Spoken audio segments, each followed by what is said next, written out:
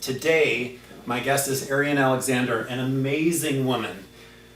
She is an incredibly successful business and life coach based in Los Angeles. Before becoming a coach, Arriane had a tremendously successful 15-year career in sales and marketing in corporate America, where she was a top salesperson in both the fashion and pharmaceutical industries. Then she got her master's in spiritual psychology. After leaving the corporate world, she decided to explore a career in the entertainment industry and quickly built a career booking commercials, as well as getting consistent work on TV shows like Grey's Anatomy, Justified, Mistress, and The People vs. O.J. Simpson. Arriane works with people all over the world, entrepreneurs, health and fitness gurus, real estate agents, and executive business leaders. What I want you to know about Arriane is that she is a professional manifester. When she decides to create something, she creates it. She has the ability to harness creativity, overcome fear, and move towards her goals in a way that is truly a superpower. And she helps not only her clients, but everyone she knows do the same. Arriane, welcome to the show. Wow, thank you. That intro, I sound amazing. Thank you. You are amazing. Who is this lady? I love her. Yes. And everyone, you will soon also love this woman. So we're going to jump right in. Could you share how you define success? Yes. I define success by being on point of what I'm here to do and doing it. So it's not, for me, success isn't about the money or the status or anything, but it's about actually doing what the work that I'm here to do on the planet and doing it well and focusing on it and honoring that journey. And that's what feels good to me. How do we, I feel like, how do you find that? How do you find the work that we're here to do? Such a good question. How do we find it? Well, I always recommend, what I do with clients is, in order to kind of find that thing that calls to our heart, it doesn't just pop in. It's not like it's a gift an Amazon package appears on your doorstep and it's like, here's what you're supposed to do, right?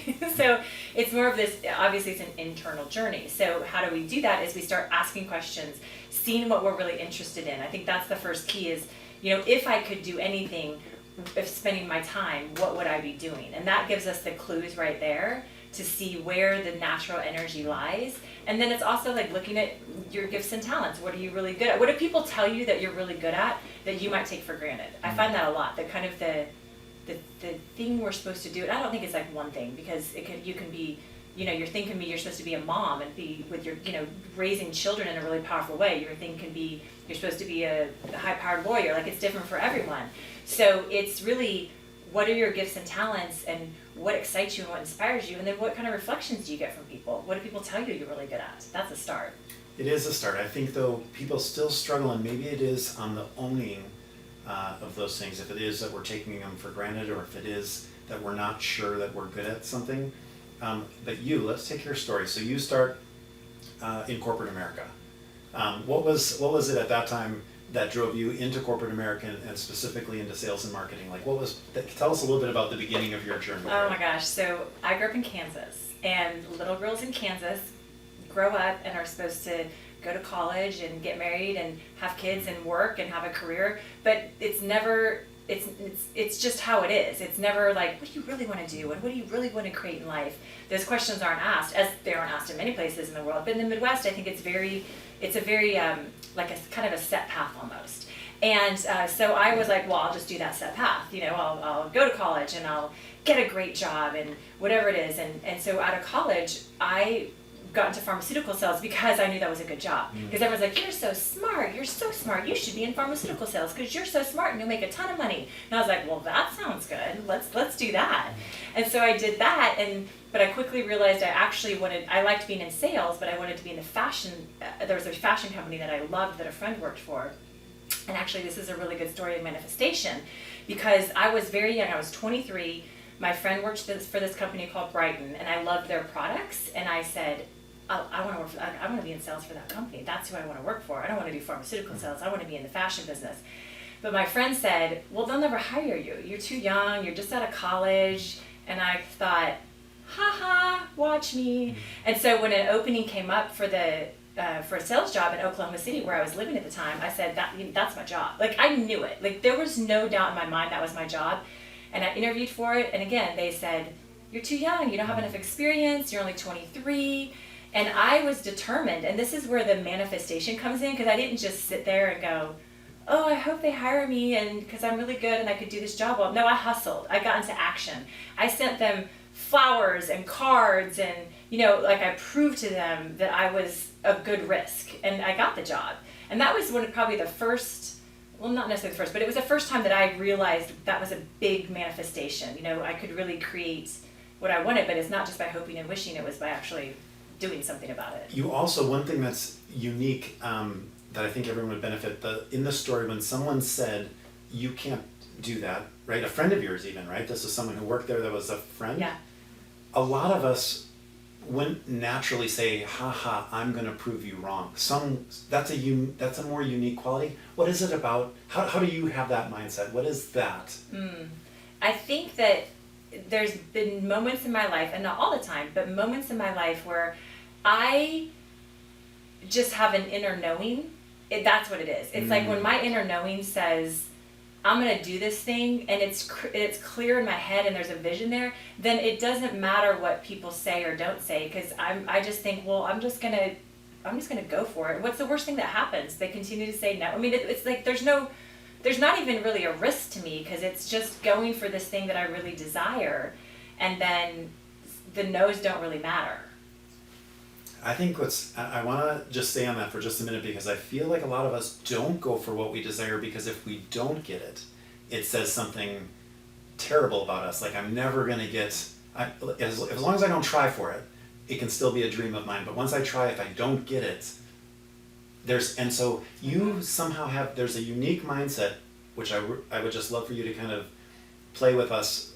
How do you look at it? Like, I know this is right for me, and I'm going to go for it, and what's the worst that could happen? And it's light for you. Like, Well, it's a great question, because this is one thing that I work with clients on all the time, and myself, because I work with a lot of people in the entertainment business, because I'm in the entertainment business as well. So I have a lot of clients that are, I work with celebrities and all kinds of actors you've seen on TV and movies. So, and people think, oh, well, they're just having the best life ever and on TV shows and in movies. And it's hilarious, because everyone's just the same. Everyone's just trying to get the next job. But what I've found is with my actors that I work with, there's so much pressure to book the next, to book the TV show, to book the movie, because that's a big dream and goal. So I've seen that disappointment when they don't get it. But what happens is, they'll get crushed and think it's, what did I do wrong? It's about me, da da da. So I'm watching all these clients and I'm helping them work through it as I do it myself, because I still audition all the time for TV shows. And of course I want to book everything that I go in for, but that's just not reality. So what I found for myself and how I help clients is to, one thing that we learned at the spiritual psychology school is high involvement, low expectation. And it's a really hard thing to get, but when you have high involvement and you are going for the thing but low expectations, then you're fine. But it's when you have high involvement and high expectations that what we could call disappointment can come in.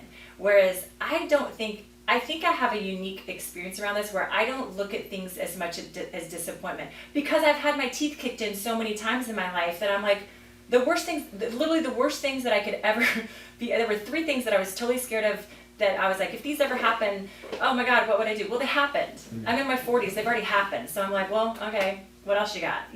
So I think when you get enough no's and like enough kind of disappointments, and I don't use the word rejection or failure at all, but what people would perceive as rejections or failures, it's like, well, who cares anymore? Like, just go for the thing, and then, if you don't get it, then you're still going to move on. So this is something I think if everyone listening, like, going for it and getting to the no or the disappointment quicker builds resilience. Like, there's some sort of resiliency or muscle that happens that as you bump up into the worst case scenarios in our mind, and all of a sudden you realize you're still okay, or life doesn't end, or you're stronger than that.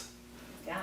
Is that part of the juice that with going against something that you might be afraid of not getting, is even the no makes us stronger? Or yeah, well, a couple things in that is that, first of all, when we have what people would call rejection or failure or no's or disappointments, what happens is we turn it on ourselves, and we instantly go, well, what did I do wrong? oh, it must have been me. It's surely, like, I'm a loser, I'm a failure, I'm not good enough, I'm not worthy to have it, I'm not deserving to have it. That's where the thoughts go.